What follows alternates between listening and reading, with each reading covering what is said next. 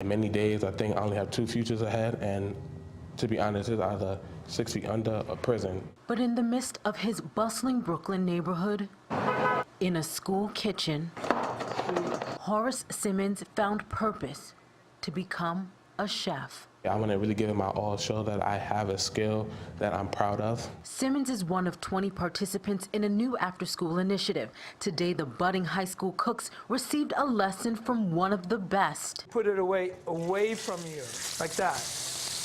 Got it? Yeah. Top Chef Master, Food Network favorite, So we would count the things that we can taste. and award-winning restaurant owner Marcus Samuelson. What does it taste like? It looked like you were having an incredible time just chatting with these students. Yeah, no, nothing makes me happier than seeing potential young cooks that just gravitate towards the industry. Getting to this moment has been a journey. 3 years ago, the kitchen here inside the Erasmus High School complex was defunct. There was no funding. This place had to be scrubbed down. Recently, the Careers Through Culinary Arts program stepped in. For years, they provided young chefs just like these with rare opportunities to break into the cutthroat culinary industry with scholarships and internships.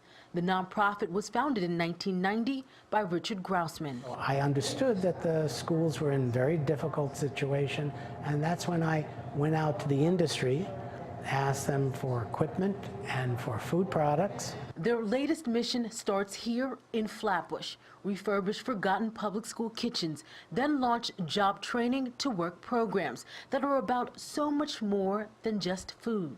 It's about changing personal expectations. Tell me about some of those life skills that you hope they'll walk away with.